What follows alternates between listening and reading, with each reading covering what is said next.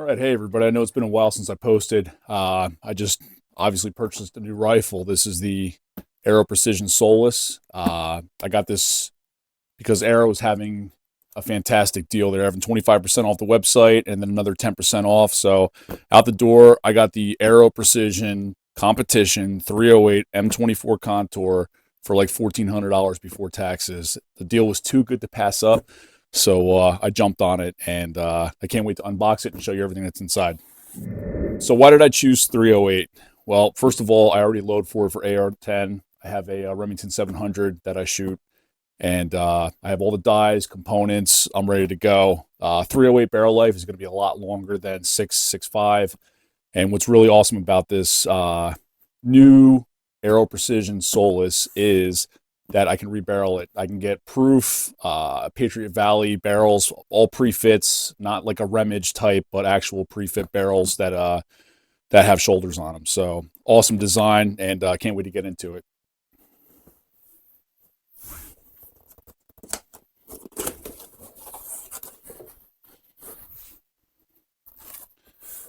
All right.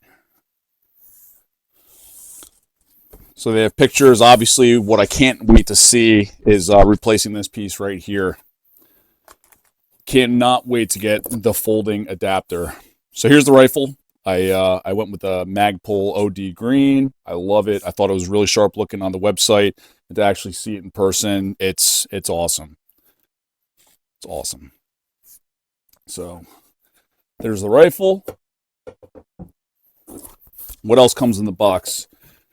We have the Aero Precision user manual. Take a look at that. It comes with a Magpul PMag 10 round, 7.62. Safety lock. We'll check that out in a sec. Chamber, empty chamber indicator, and the bolt. All right, let's see what's in here.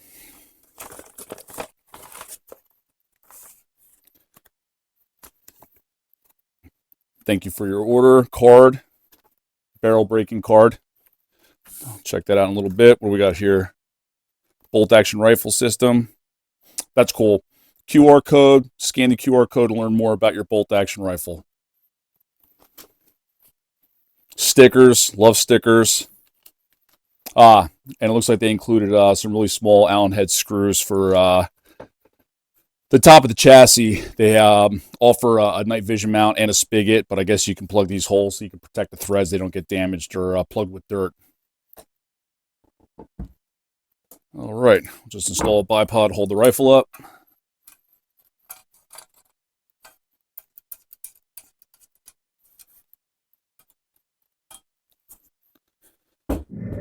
All right, so I remember years ago when Magpul came out with their long range precision DVD. Todd Hodnett had a lot to offer, a lot of information on that, and I know that he shoots a lot of 308. 308 is not a barrel burner. That he had recorded like 13,000 rounds without really any change in accuracy with his rifle. So I always like 308, and the distances that I shoot out to basically like 700 yards or so.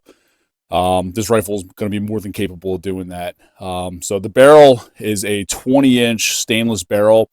The Aero website doesn't specify what grade of stainless, but they do say that the receiver is 416 stainless. So this barrel, M24 contour, just want to take a couple quick measurements. That's zeroed out. So at the receiver, it's 1.25 inches. And then at the muzzle, just before the thread protector, we're running about 0.85. So it's a pretty heavy barrel. It's shorter, it's thick, right? So there should be less harmonic, issues with it.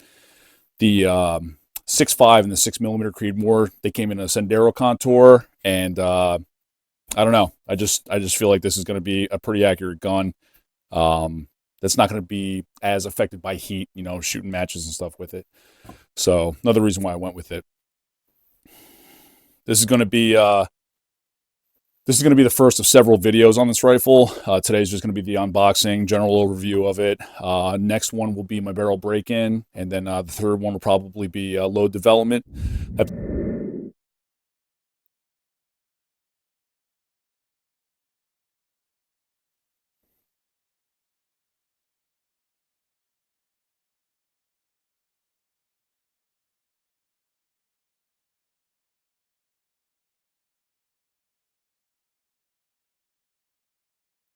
All right.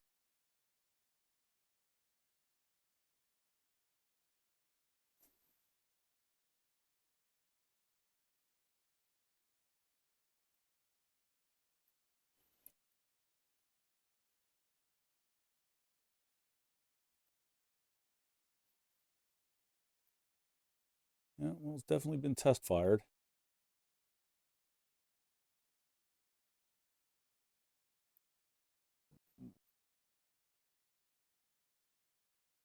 Yeah, a little bit of debris.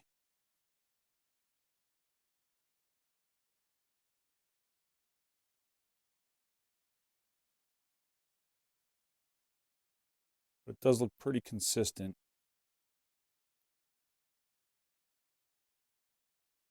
And the chamber looks pretty polished, right? So let's run this thing down the bore.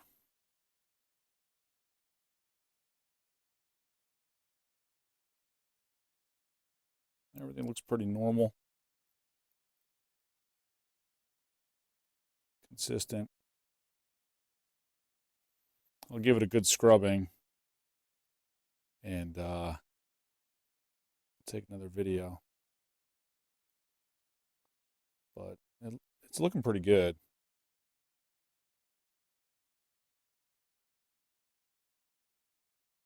All right, I should be getting up to the muzzle.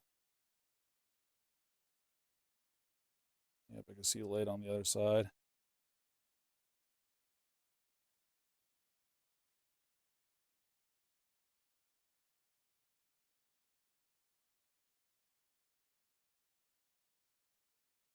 Crown looks really good.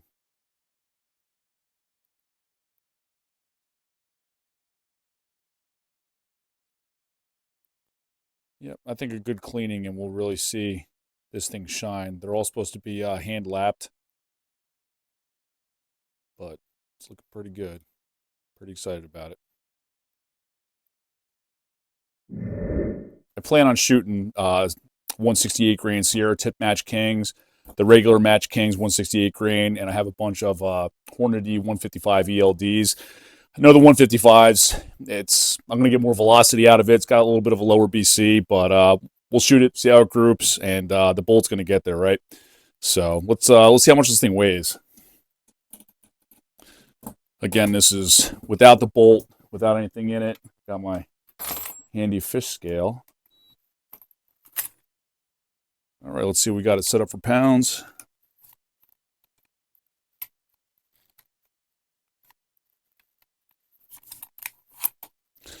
All right, so the rifle without the bolt in it is just shy of 11 pounds. Not bad. Not bad at all. This is the same bipod that I run on all my match guns. You can see how easy it is to adjust. If you got to run it in, if you're shooting off of a barrel top, I always like to run it in as deep as I can go. A little rear squeeze bag, and you can get like a really short, solid platform. So, Arca is a game changer. So, a couple features, right, of this action. So, it has an integrated 20 MOA Picatinny mount. It's one less thing to fail, right? Things loosen up over time. In my other videos, you'll see that I typically put timing marks on all my screws. That way, if something changes with my accuracy, the first thing I'm looking for is to see if my screws backed off a little bit. So this is integrated, no bolt on. It'll never change, which is excellent. Cool features, 60-degree bolt throw. It comes with a Trigger Tech field trigger. I think it's like 1 to 4 pounds. 2-position safety. It's got a side bolt release, which is an upgrade over my old 700 308, and a lot of adjustment with the chassis, right? So If you want to adjust the comb, you just loosen that up, press it in, allows you to raise it up. It'll lock, snug it up, and there's really like no play in that. Same thing with the butt pad, buttstock. You know, loosen it up. You have a lot of adjustment. You just lock it in. And it comes with a bag rider, which is pretty cool. So let's take a look at the bolt.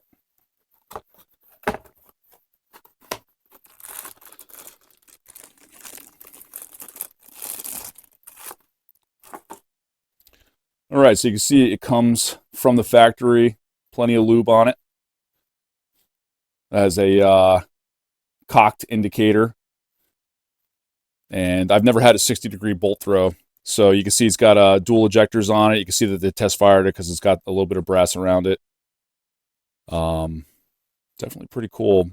I've never seen this before, like scalloped like that. Like I know my 700s, they're all like a straight bore. It's interesting to see the taper here. So let's get this thing installed.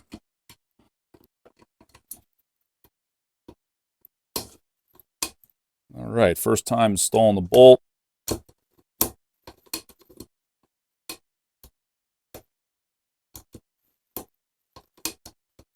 It cocks on lift. It's heavy. Definitely going to adjust that. All right, so there's a little bit of resistance there. Interesting.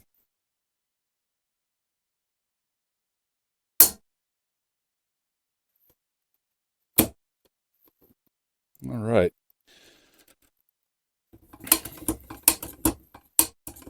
From what I've read, you know, 50, 60 rounds, this thing really starts to smooth up a little bit.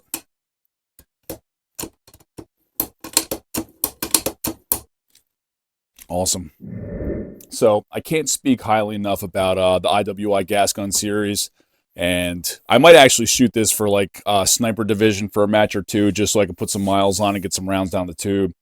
So IWI, right?